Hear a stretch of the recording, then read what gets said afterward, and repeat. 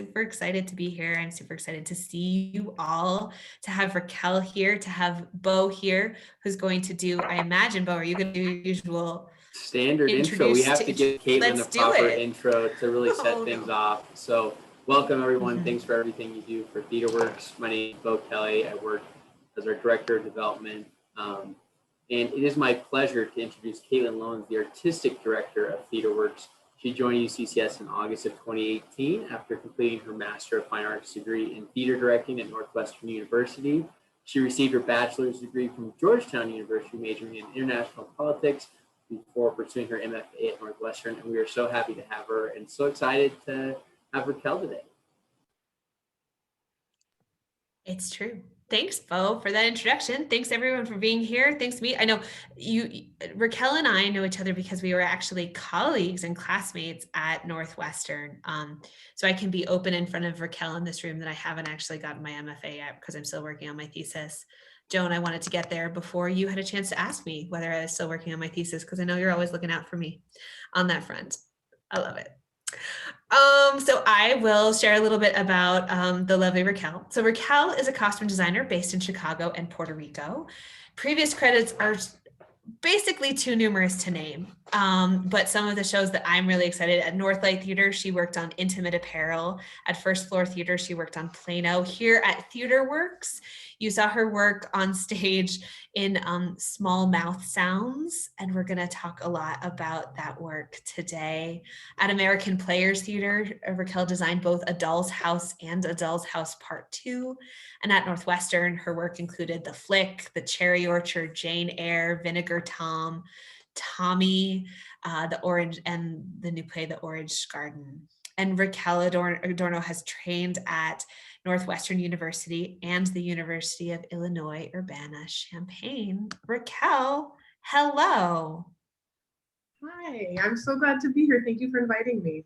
Oh, I'm so glad to have you. Where are you? Where are you calling? Where are you zooming in from today, if I may ask? I am zooming in from San Juan, Puerto Rico. My husband is the principal timpanist of the orchestra here. And so at the beginning of the pandemic, I came here to be with him for what I thought was 30 days, and it's been over a year. And in that year, it's been such a year that you have indeed also had time to have a momentous life events. A baby. I had a baby. His name is Jasper Thomas, and he is almost 3 months old. Congratulations. Thank you. I feel like babies during the pandemic are the ultimate measure of like how long it's been since you've checked in with someone, if they've had time to like grow a human in the interim. It's very true. That is very true. A lot of people, it's been like, how are you? I'm great. I have a baby. So yeah, that has definitely happened for us, and we're super thrilled. He's a delight.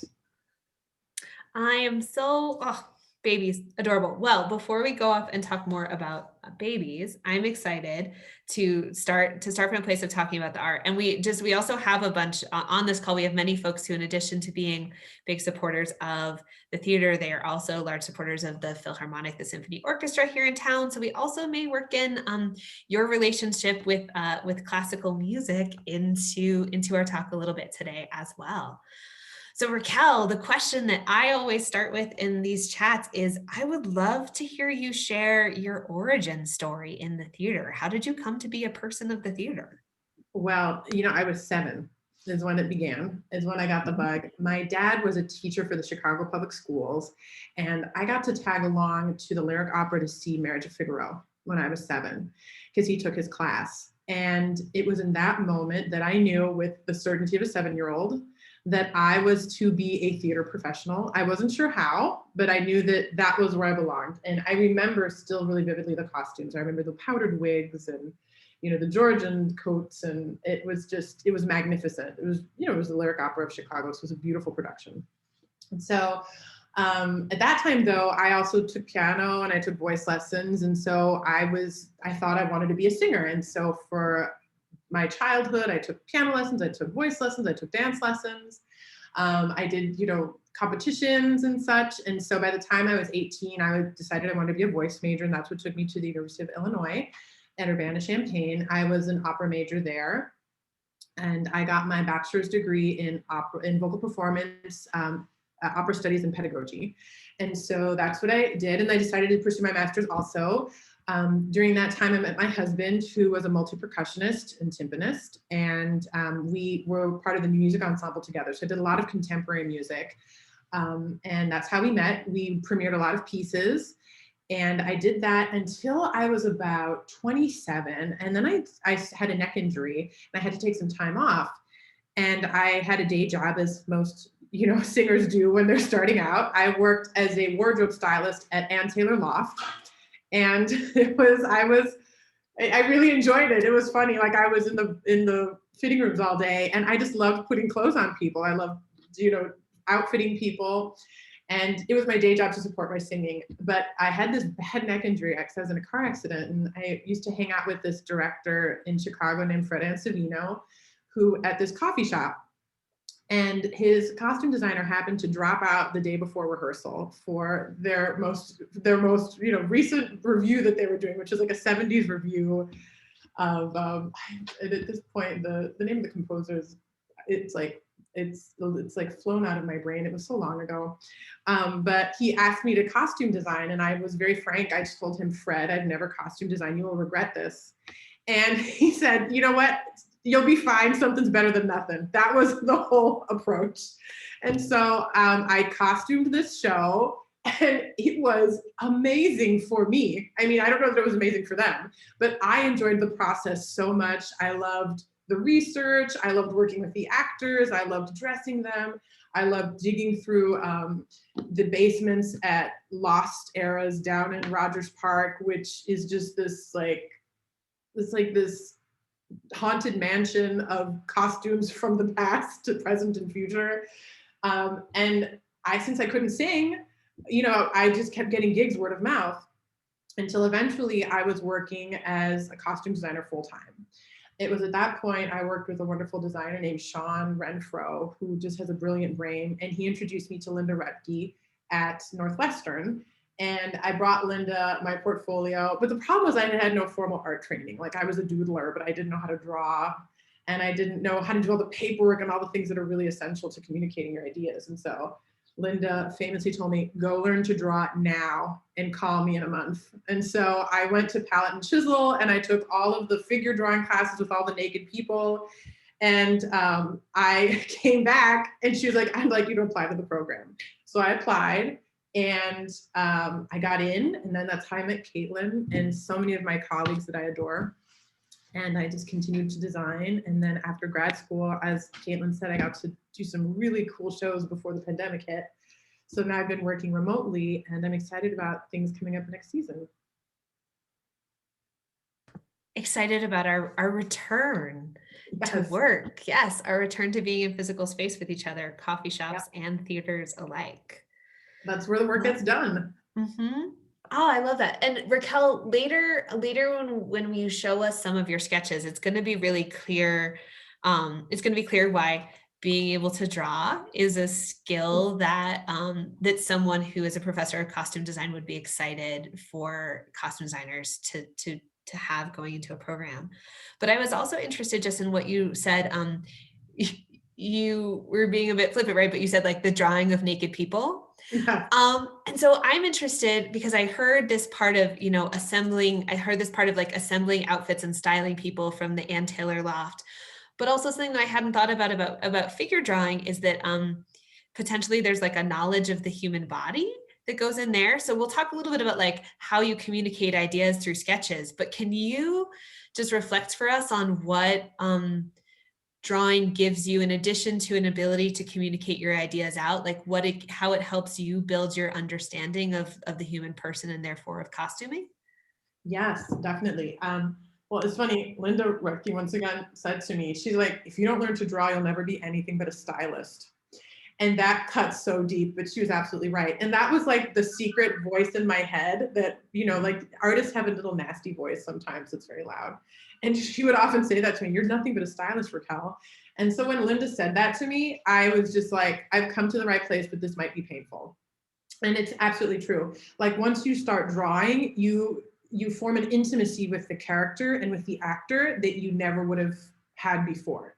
because their body, the way they hold themselves, the way they present themselves, you discover all of that through drawing. And what I love about drawing is it's a process of discovery and understanding. I feel as though it doesn't matter if it's a contemporary piece or a period piece.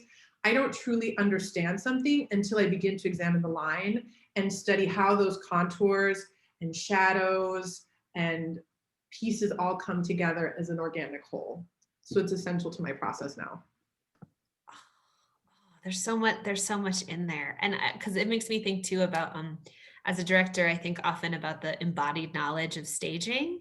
And I had never thought about drawing as it's not quite embodied, but it has that sort of physical, tactile quality in the way that you're describing it, where there's a knowledge that comes through the process and the weights that you wouldn't get through simply a more passive pulling of images, although I'm sure that that's part of your process as well.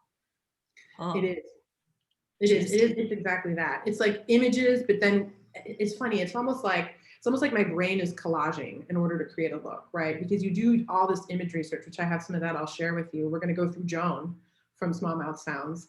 So it was tons of imagery, especially because it was a contemporary show and she had so many different looks. But it wasn't until I sat with my pencil that I understood how those pieces came together. Like, what kind of malas does she wear? What kind of trims attract her and why? Mhm. Can we I usually I would ask a few more backgroundy questions, but since we're in this like really juicy place of the sketch, can we move to thinking a little bit about small mouse sounds, which is so you theater everyone on here is a subscriber. So in theory, they saw small mouse sounds last year. I won't make anyone make you do a show of hands. But as you're thinking back to that production, which was the last one that we actually fully realized before the pandemic, given that that show was silent, you almost entirely devoid of spoken dialogue, you can think a lot about how much we learned about who we were seeing through the visual world, which I imagine was a unique what so it seems from my vantage point like there's a unique challenge to small mouth sounds because of that. Does small mouth sounds feel to you like like it is a sort of departure and a very unique challenge because of that lack of spoken language, or is the project very similar? It just has different elements to it. It's funny. My process is always the same. But then the product that emerges, and especially once you introduce the actors, is always different. So for this one, Tasia was the director, Tasia A. Jones. She and I had so many meetings where I showed her drawings and then we did it all in different colors.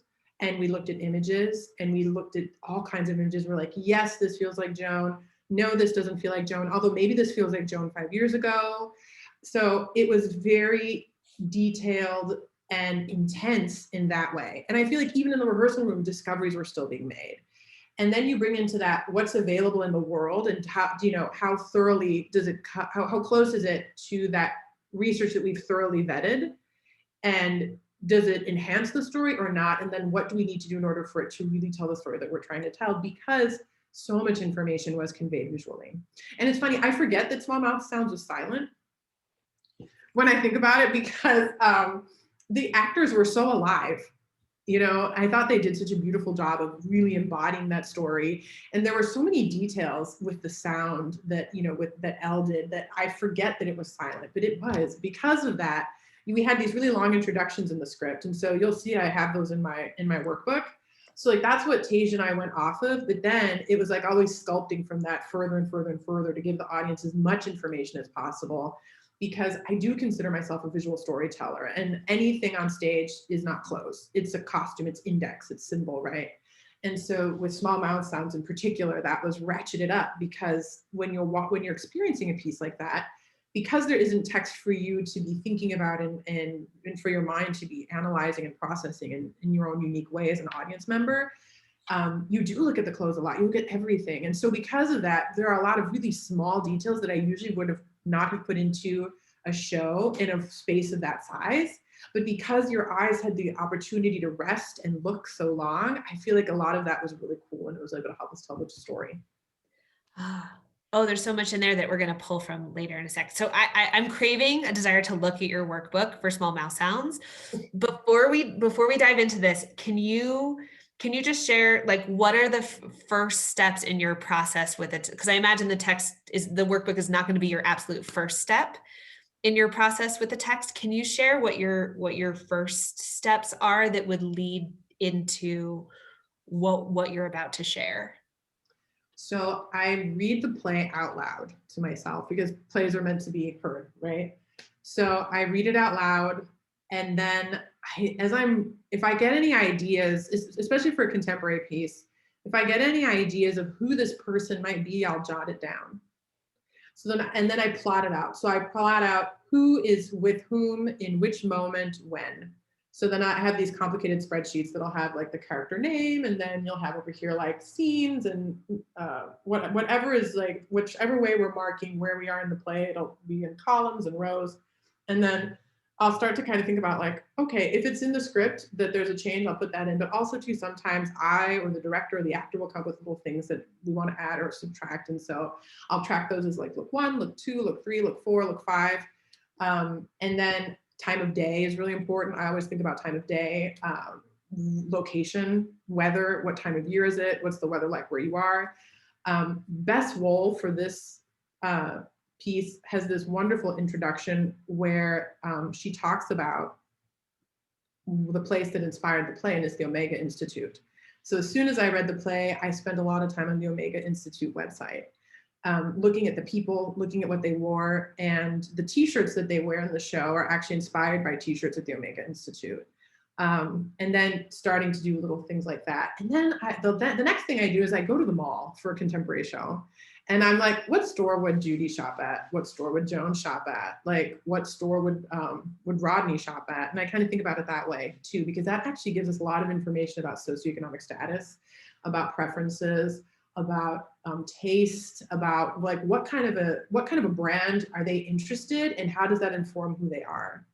So that was part of the process for this show, and then pinpointing who they are. So like for Rodney, there was this yoga instructor named Patrick Beach who was like, I'm like, that is Rodney. And then for Jan, Tasia actually suggested this person. We were super inspired by Marcus Samuelsson, the chef. And then for Joan, Michaela Bohm and Jessica Thebus actually were 2 touch points for our inspiration there. Michaela Bohm is an intimacy and relationship coach, and she has this style that's very similar to what's described by Bess Wohl in the play for Joan, like kind of like world market, like malas. And we also have a professor who very much dresses in that vein also. And also has this really fun use of color and palette, Jessica. So Tasia and I are both really interested in that, because when Tasia read the play, she was like, I think she looks like Jessica Davis. And I was like, she totally does. Right. Which I love, because immediately I want to like give this audience, I want to be like, imagine a person who does large scale puppet shows on the beach and sends their child to Waldorf school. Right. And like, those are details that then conjure up an image of a person. Right. And and like, that's what I would say about Jessica Thebus. And like, that's definitely present in your like, and then like, what is the shopping? Oh, and just like the kernels of information that conjure up images for us about who that person is and what they look like. Mm-hmm. Oh, can we look at some? I'm also interested. Yeah. Can I ask one more question before we look at stuff? I was interested when you said, you also said who at the very beginning when you're doing your spreadsheet, who is with whom when you're thinking about characters. Do you tend to think, I mean, I'm hearing that you're sort of thinking of everyone as ones, but also do you think about who they're on stage with and who they're in relationship with, and like what story has to be told when 2 people are next to each other? Or do you tend to think about one human at a time and then see what collisions occur? So I think about them very individually, but then I'm always thinking about mise en scène. And then I'm always thinking about their relationship to one another. So how do their costumes communicate in addition to them? That's really helpful. And I feel like that's a good brain frame for all of us to think of. I feel like you've given us really good brain frames to look maybe at some of the workbook. Can we move? Raquel, Yeah, can you share screen? Can I we can. I can move totally through it? share. I love it.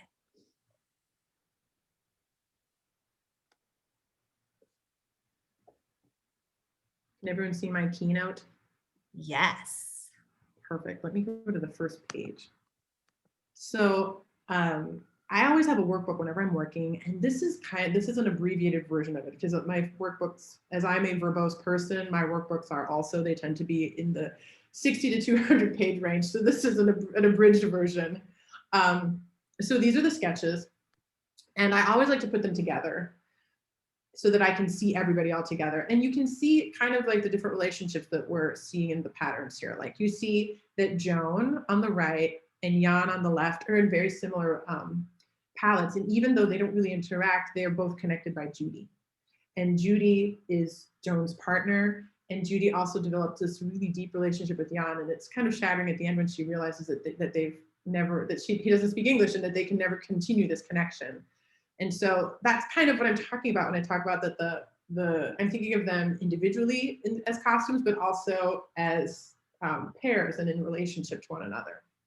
And then you have Rodney on the left here, who is just very often showing off his body. And so it was really important in the sketch that we show that, and that we begin the conversation with that actor that, like, you know, we think that this is somebody who's showing his body a lot. He takes off his shirt so that so that the actor knows what they're going into from the get-go. And so that's also really good information you can put into the sketch.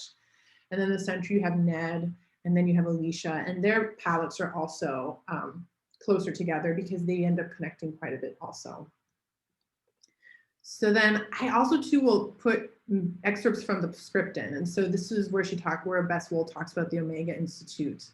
And the fact that she participated in it, I thought that was really important. And then this is from their website. They talk about why silence. And so I really wanted to know why. And so here it is. There it is on the workbook. And I love the picture of this woman. She's like whenever we meditate or go to these retreats, because I am one of these people who I would absolutely go to a silent retreat and I meditate and I do yoga. It's like she looks like exactly what you want to be, but usually the people who are seeking this are not in that place. And so I thought that was really intriguing that they're selling a brand also. And so this is where we pulled the palette from. A lot of those blues and crisp whites and creamy colors came from this image from their website also. And then here's Joan. So you'll see Christina's headshot on the left. I always have the actors' headshots nearby when I'm designing because I think it's really important to customize the design to them. And then this is on the right is the excerpt that Bess Wool included in the script. And I love some of these details like the Werther's originals, the picture of Small Fry. I felt like all of that was really important. And the fact that she's a sex educator is really important too. So that's what's brought me to Michaela Bohm. So I Googled many, many sex educators and intimacy educators and relationship therapists until I found someone who had some of these descriptions, who looked like Joan. And so then I found a lot of pictures of Michaela Bohm, as you can see on the right here. This is her being interviewed by another person in her industry. And there are more shots of Michaela Bohm. And then here she is with her dogs. And then Jessica Thebes wearing this wonderful poncho that I just love the color and the texture. That all felt very right too. More Michaela Bohm in her home in her garden being interviewed. And then I love this dress, this corto that Jessica Thebes was wearing with the patterns. It all felt very right. And then this woman on the left is also another sex therapist whose name I can't remember at the time. I apologize. But more Michaela Bohm, just these wonderful looks. And then I started to amass research images. So then this is part of the visual piece list, which is what I used to work with Phoebe when we were building these looks, because Phoebe was doing all the shopping. And so I'll have notes in the center surrounded by images, and then slowly we start to gather that. And Phoebe did a lot of the shopping in stores, and I sent her links from online. So together we really tackled it, but this is what we worked off of. So she had lots of different looks because sometimes they were in pajamas, sometimes they were swimming, sometimes they were in clothes. And so we had a page for each one so that Phoebe and I had like a skeleton to work off of, and then we continued to sculpt off of that. Whoops, I went ahead. Sorry. So that's kind of a window into my process for small mouth sounds. I love that. Can we pause for a second? Because I'm wondering before usually we do questions at the end. I'm going to go rogue for a second because, you showed us so much, and this is also a piece that folks may recall. So I'm wondering whether there's anyone who has something that they want to ask Raquel about, maybe specifically from the lens of this project before we move away from it. And it can be an ask, it can be a request, it can be a question, it can be an observation. I just want to see whether anyone else in the room has something they want to share or inquire about.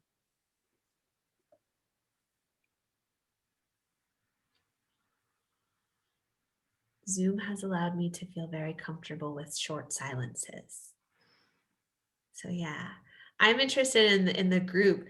Do you feel as you look at these research images like they share information about who these humans are, like beyond language?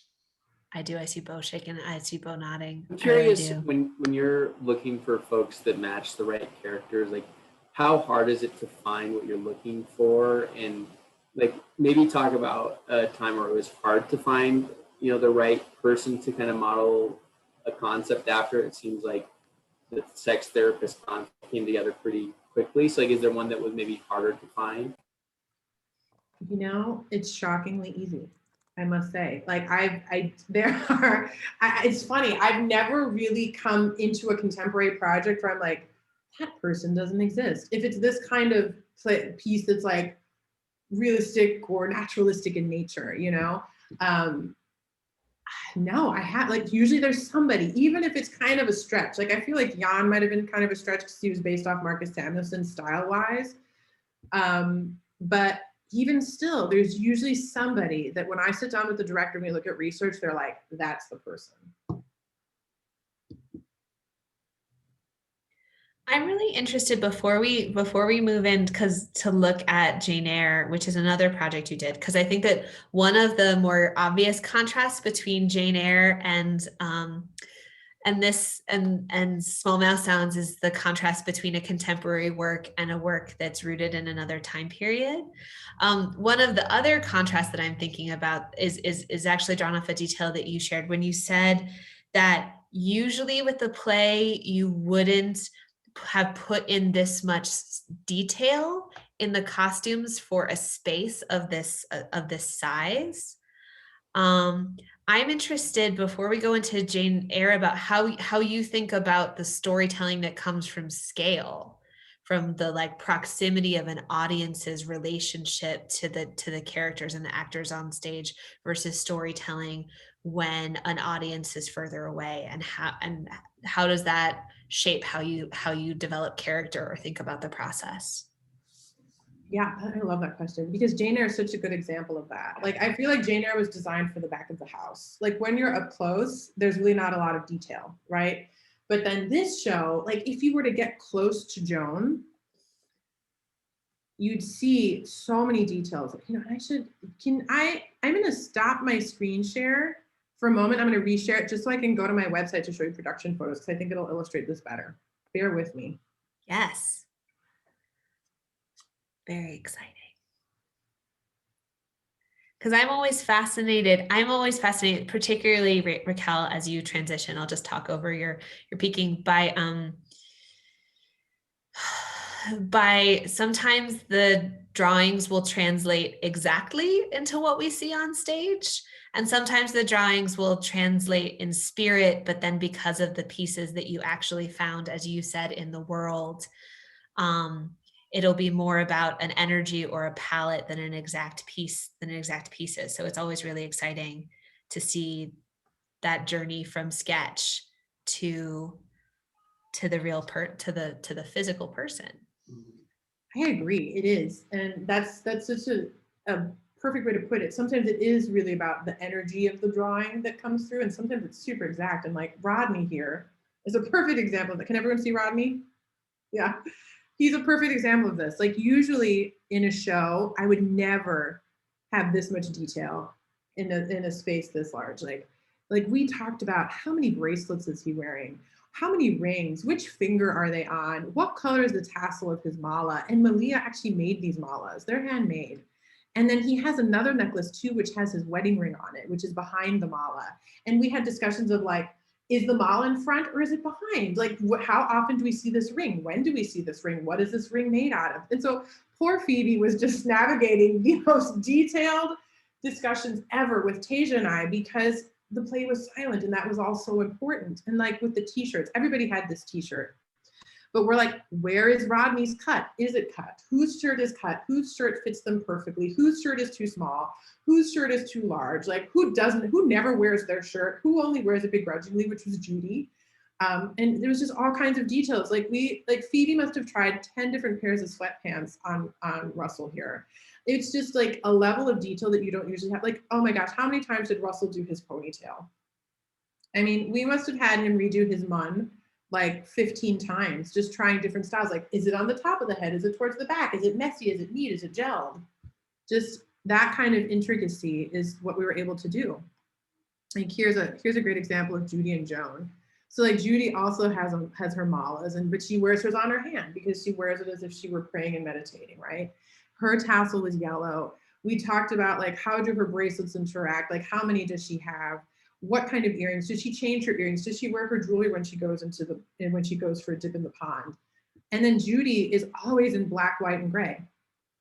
And her clothes are very much closed, and like her body is closed, and you can just see Prentice just doing, like embodying that so beautifully. And it was our goal for the costume to enhance that.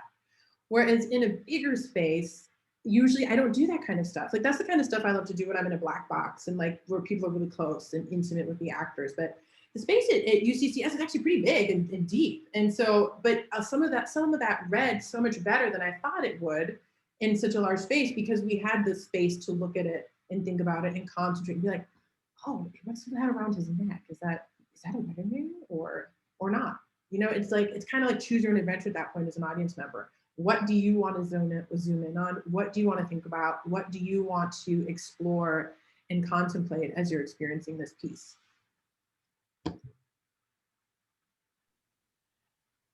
I think it's fascinating how you contemplate the specific actor as well as the character that they're playing, which is what I hear you describing.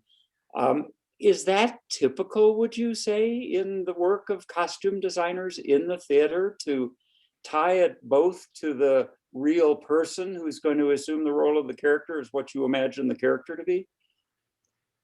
That's a great question. So I because I was a performer, I think I do it more than most. Like there's a director, a wonderful actor director in Chicago named Audrey Francis, who says that I'm a Meisner costume director, because she says you like approach it like an actor, like a Meisner actor with it's like, what was your activity and what's your going in? And I feel like that's true in a lot of ways, that I think that as the costume designer, the actor is collaborating with me. You know, I am, they're a live living human body that needs tools in order to tell their story. And they are generously one of the mediums that I'm able to tell my story on. They're like living sculptures.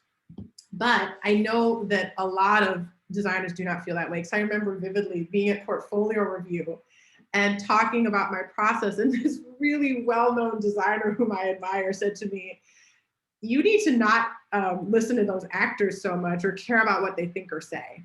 And I was very surprised by that, because I think even though I'm a generous designer, I'm definitely a designer with a strong point of view, but I don't think most designers go to the extent that I do. But I found that a lot of the directors that I'm attracted to working with and who are attracted to working with me are really interested in that collaborative spirit with the actor, and it enhances our work in a lot of ways. But I don't think it's everybody's cup of coffee.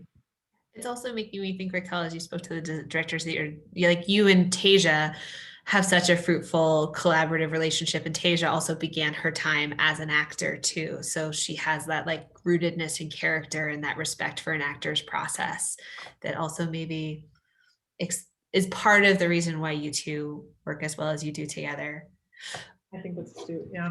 Before we go into, because I really want you to show Jane Eyre, which was actually directed by another director that we have seen at Theatreworks, Catherine Walsh, who did Measure for Measure and will do 12th Night when we get to do it, and who joined us in December for that amazing talk about Shakespeare's language.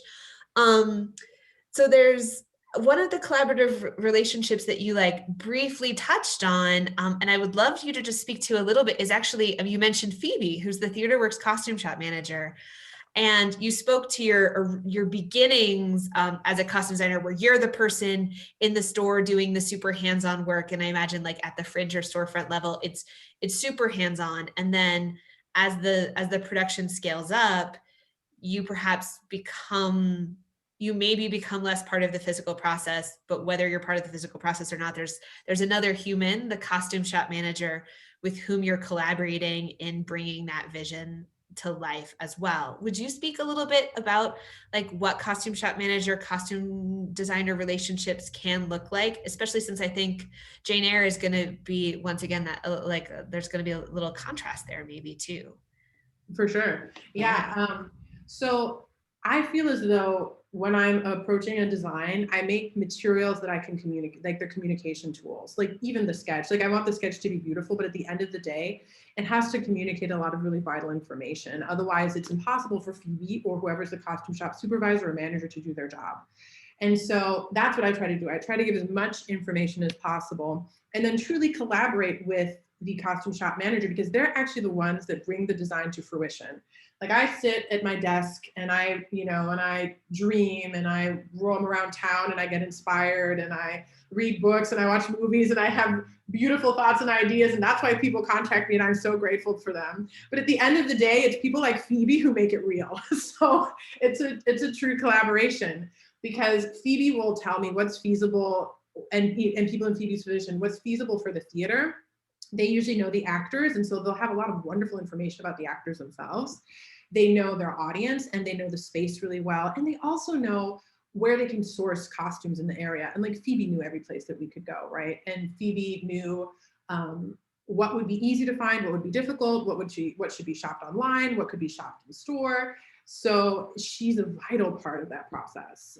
She's a true artistic collaborator. And it's funny because when you first start working with a costume shop manager for the first time, which it was our first time working together, you're kind of getting to know one another and getting to know each other's style. And so like, that's a part of it too. It's almost like getting to know your collaborators so that they can kind of imagine what you would like. And Marina Arconti, who's the costume shop supervisor at Northwestern, used to always tease me. She's like, as long as it has lace and I cut the lining out, you're gonna love it. And it's kind of true. Like, so like, Phoebe was kind of having to learn those things about me too. And then I was also learning how to work with Phoebe. So every shop is really different, and it's an incredibly important part of the process that you develop a good relationship with the shop and give them as much information as they need in order to execute your design. I love that. And just thinking about the work of a costume designer, also the interpersonal work of being able to join different communities and become an integral part of that ecosystem for like a short period of time, and then dip out and onto the next ecosystem. It's really, it's an exciting interpersonal aspect of the work that I hadn't thought about before you reflected on it. Can we talk about Jane Eyre a little bit? Because this is a show that's different in other ways. I can give you all an idea of what happens with a very different feeling of project time and time period and vibe and all of that. Yeah, this is, so as Caitlin said, this was directed by Katie Walsh, and it's an adaptation by Polly Teal. And it's just a beautiful adaptation that has, I think, maybe 9 actors. I love this adaptation so much. I love it too. It's so good. And I love this book. Like when I found out that that was one of the shows that was going to be done, like I had first read Jane Eyre at 14, and I read it every year until I was at least 30. It was just like, I love the Brontes. That's a whole nother story. So, and then Katie Walsh had been my professor in script analysis. And I felt as though I had always read plays, but I hadn't truly read or understood a play until I had taken that class to the level that I needed to in order to do my job as a designer to the extent that my ideas and my dreams wanted to design things. So this was a really exciting project. In addition to that, the scenic designer and the lighting designer were two of my dearest friends in school, so we had a ton of fun.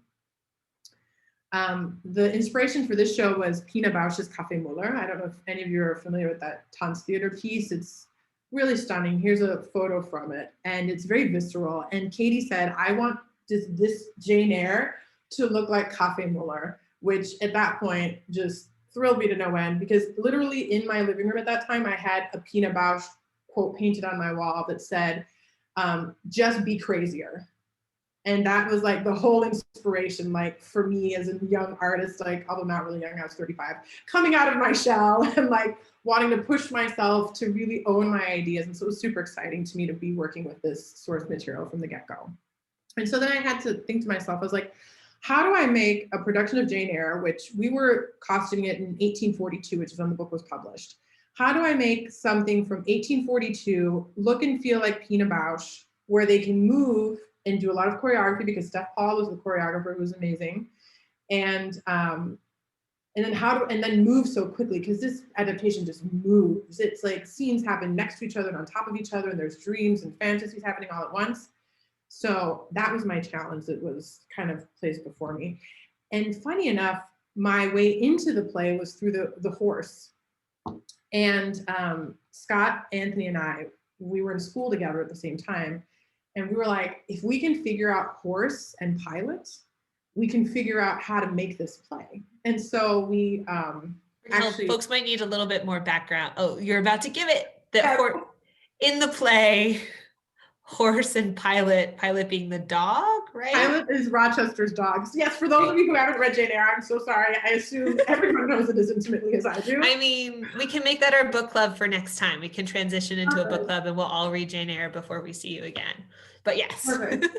So yeah, so these are both related to Rochester. You have his horse, which is what he's riding when he meets Jane, and Jane frightens the horse, he falls off, he sprains his ankle. It's very gothic and misogynistic and romantic and wonderful and horrible all at once.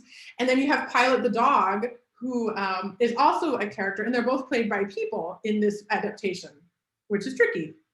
And so Anthony and Scott and I were like, if we can figure out horse and pilot, we can figure out the language for this play, because they were these two really odd things that we were pushing against as designers. And we're like, we need to embrace these two elements, because then we'll unlock it. Because that's usually how it is. I feel like whenever I'm stuck on something in a play, it's like the thing that I need to love the most. I need to really just embrace that, and then the whole thing opens up. So I did some sketches, I did some paintings. You can see an early sketch from my sketchbook on the right, and then on the left is a painting I did. And then I realized, I was like, man, horse embodies sexual desire. Horse is virility. Like, it's all these things that we need to somehow embody in this costume, in this character, in this prop, whatever it is. So there was a version where it was a puppet.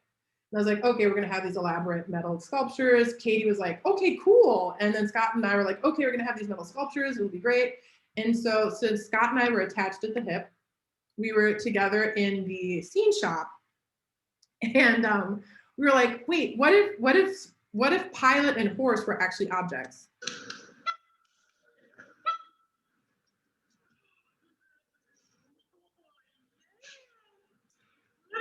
So we made a video for Katie. And then Anthony's actually the lighting designer who's filming it. So then this became horse. It was a bellows and two actors who were choreographed by Steph Paul.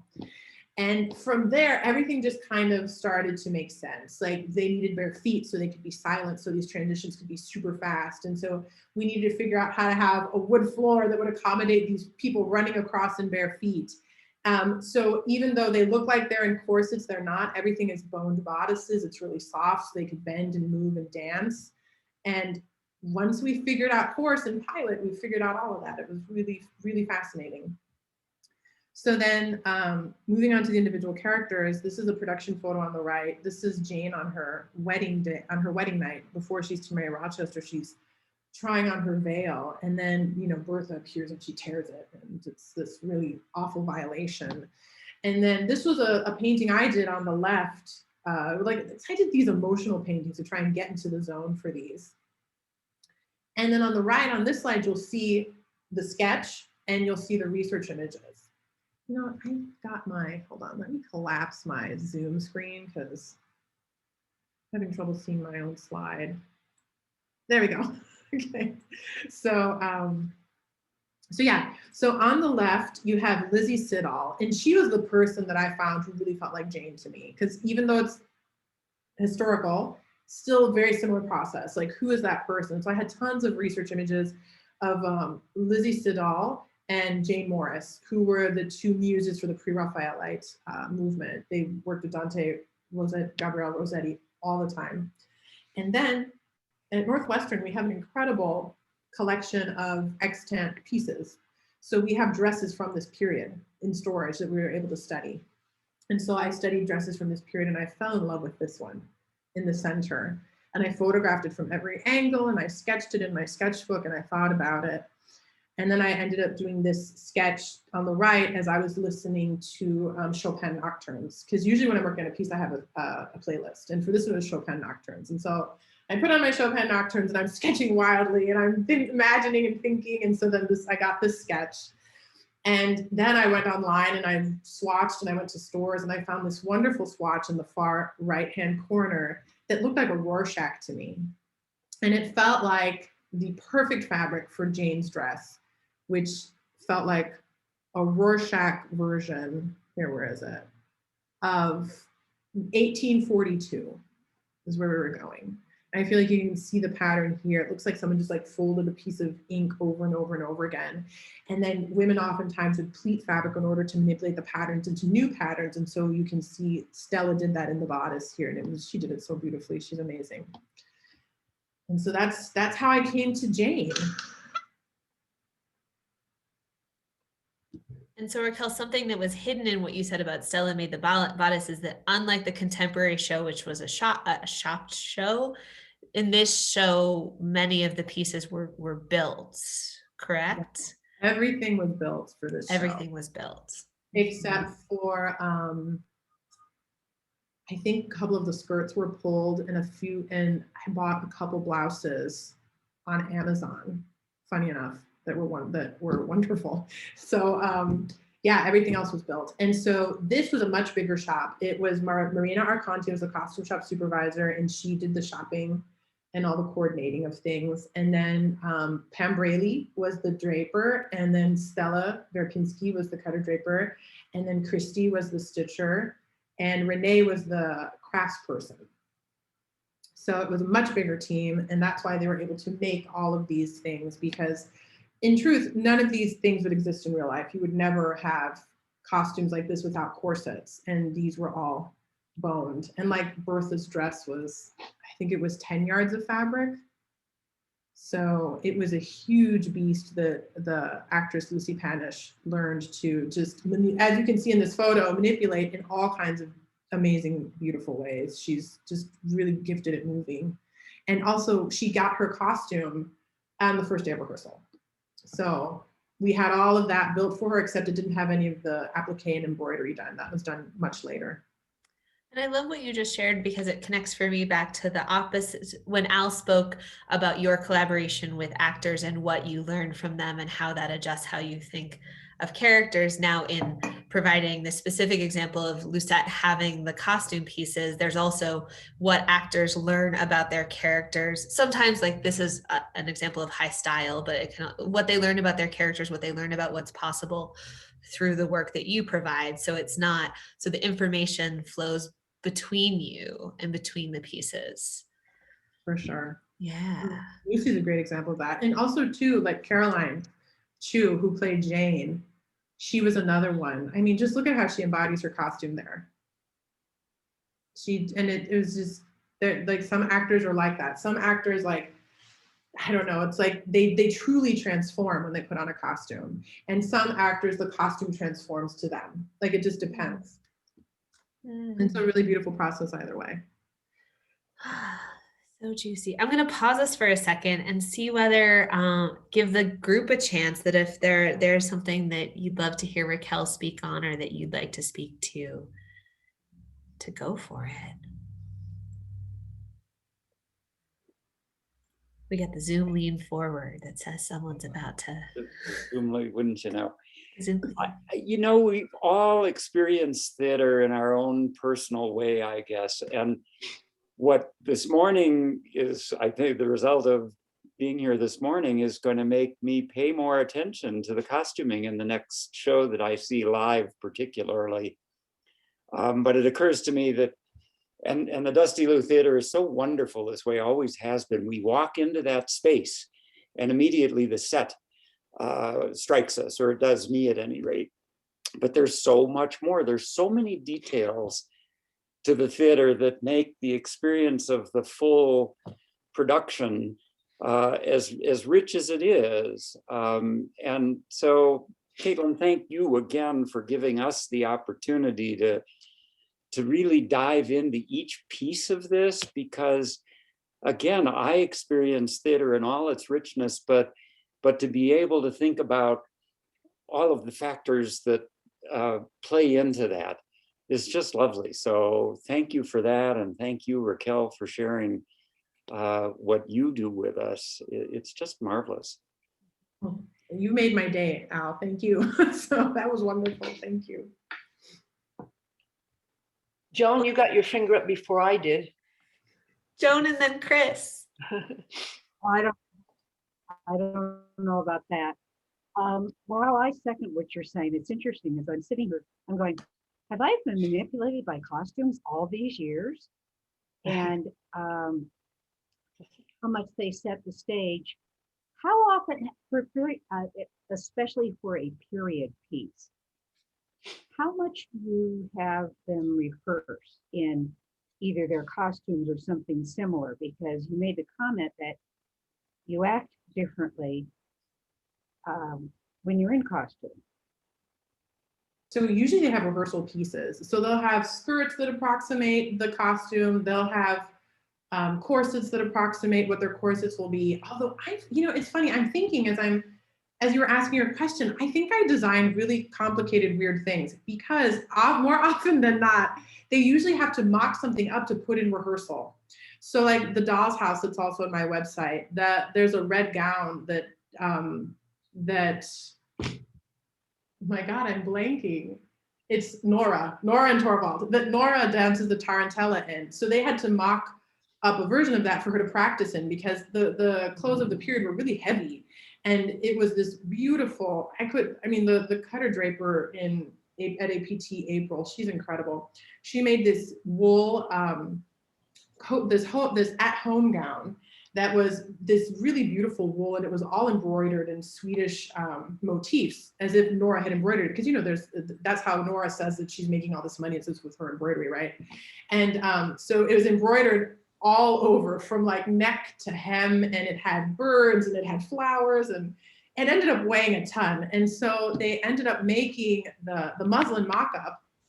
They made it into a rehearsal costume for her so that she could actually learn to dance the tarantella in this incredibly heavy dress that did not have any kind of a dance loop because it was an at-home dress, right? And so same thing with Lucy, like when I did the sketch, Katie and Marina, the costume shop super, they're like, we're gonna have to either make her costume or give her a mock-up so that she can learn how to act and move in what ended up being about 20 pounds of dress when it was all said and done, because it was about 10 yards of crepe chiffon in white, and then there were 7 yards of crepe chiffon and coral, and then it also, because I love lace and embroidery, it had an embroidered yoke starting from here out, and then the back had all this embroidery and lace and beading, and it did have a dance loop that was mega reinforced because it was holding up about 20 pounds of skirt. So it's a process. I have another real quick question. Raquel, would you prefer to costume a period piece or a contemporary piece? Oh, it doesn't matter to me, honestly, as long as the play is really juicy. Like before I went to school, I never did period pieces. And it's so funny, like ever since I got out of school, I feel like what I do is Victorian and Edwardian like all the time. So it's kind of become my calling card, but that was a big surprise to me. A lot of the plays I did were new, or they were contemporary, or they were doing their second premiere from New York. But as long as it's a really juicy play, I'm in. Thank you very much for joining us. I love it. Lovely, Chris, can you bring us home in our last minute together? Oh my good Lord and a half, that's tough. That's I so much love the pressure. process. I think it's really amazing. I had no idea the extent, especially in contemporary things. How do you pick out of all the contemporary outfits what you put on stage? But I'm also wondering how you marry all that up, where you include the actors and actresses and the research and working with the people like Phoebe, the managers at each theater, your time and your budget. Those factors that have to, bring you back, because it seems like your time involved particularly is tremendous from beginning through the production. How do you balance that out with everyone else's time and the timing of their time, the sequence of their time and budget? Time management. And that was a big thing I had to learn in grad school is our teacher, Todd Rosenthal, always used to say, a designer always has enough time because you work in the amount of time that you have. So you learn to work smart. You work hard as heck, right? But you also have to work really smart. And you also have to be aware of what the shop can do. So whenever I work on a show, I love to talk to the costume shop manager in the early process, in the early part of the process, to know what they're capable of, what they excel at, so that I can design something that they can execute beautifully. Awesome. Thank you so much, Raquel. And Caitlin, thank you for bringing her. What a interesting and fruitful discussion. I think everyone is better for seeing that. So thank you all for joining us. Caitlin, any last words? Oh no, just gratitude to all of you. Gratitude to Raquel for being with us. And I feel like every time we do this, I get one phrase that's staying with me. And this idea of embrace what you're pushing against, because it could unlock something for you. That's what, of everything that has been so lovely, that's like the thing that I want to hold on to for today, because I think it could be helpful for me in my Thursday. I love it. Awesome. Thank you, everyone. Have a great weekend. Thank you, Raquel. Thank you. Bravo. Thank you all. Good to meet you all. Thank you.